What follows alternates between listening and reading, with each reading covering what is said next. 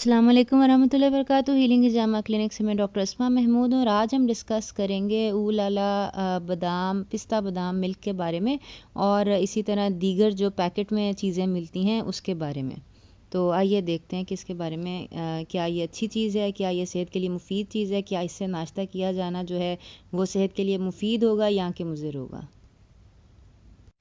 یہ ہے وہ دودھ اولالا اس کا نام ہے، اور اوپر لکھا ہوا ہے پستہ بادام ملک. اور یہ بیسکلی میری کزن ہے جو بیسکلی جاب بھی کرتی ہیں اور پڑھ بھی رہی ہیں، ماشاء اللہ ڈی فارمیسی کر رہی ہیں، اور یہ مطلب وہ بڑی خوشی سے پی کے جاتی ہیں صبح صبح.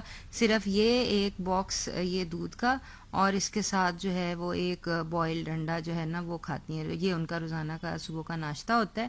اور یہ اب لکھا ہوا یہ ہے کہ اس کی پستہ بادام ملک ہے، لیکن اگر آپ اس کے انگریڈینٹس دیکھیں تو اس کے انگریڈینٹس کے اندر جو ہے آپ کو سب سے پہلے لکھا نظر آئے گا فریش ملک، اس کے بعد لکھا ہوا ہے شوگر، اس کے بعد لکھا پرمیٹڈ اسٹیبلائزرز، ایملسیفائرز، فوڈ کلرز، فلیورز. الغرض انگریڈینٹ لسٹ کے اندر جو ہے وہ ایک کوئی نام بھی نہیں لکھا ہوا کہ اس میں بادام یا پستہ ڈلا ہوا ہوگا. بیسکلی یہ دودھ جو ہے اس کے اندر یہ سارے کیمیکلز جو ہیں یہ ڈالے گئے ہیں، جس کی وجہ سے اس کا جو فلیور ہے وہ بادام اور پستے کی طرح کا ہے.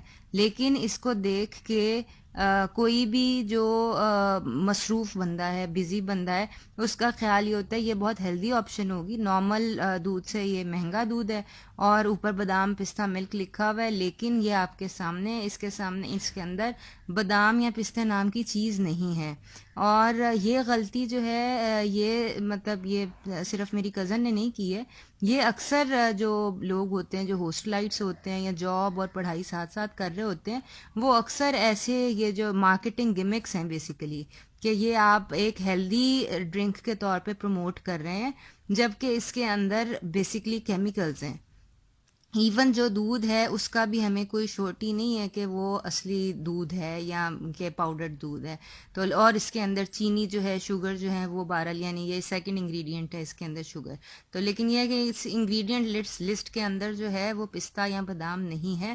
تو خدارہ بازار سے ڈبے کی جو چیز لیتے ہیں اس کا نام پڑھنے کی بجائے، یہ آگے سے دیکھنے کی بجائے نا ان چیزوں کو پیچھے سے دیکھنے کی ضرورت ہے کہ انگریڈینٹس اس کے اندر کیا کیا ہے.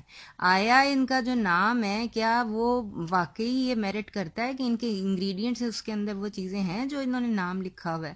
تو یہ چیزیں ہوتی ہیں. اور پھر ایک کوئی بھی بندہ جو کہ اتنا مصروف ہو پڑھائی میں یا جاب میں کہ یہ بیسکلی اس کے پورے دن کا کھانا، اس کی پورے دن کی نیوٹریشن یہ ہے کہ وہ یہ ایک باکس یہ دودھ کا پیے گی جس کے اندر اتنے سارے کیمیکلز ہیں اور ایک انڈا، اور اس کے بعد آگے رات کو کھانا کھانا ہے. اور رات کو اگر میگی نوڈلز کھانے ہیں، میرا مطلب ہے اس کے اندر آپ کو نیوٹریشن کچھ بھی نہیں مل رہی ہے.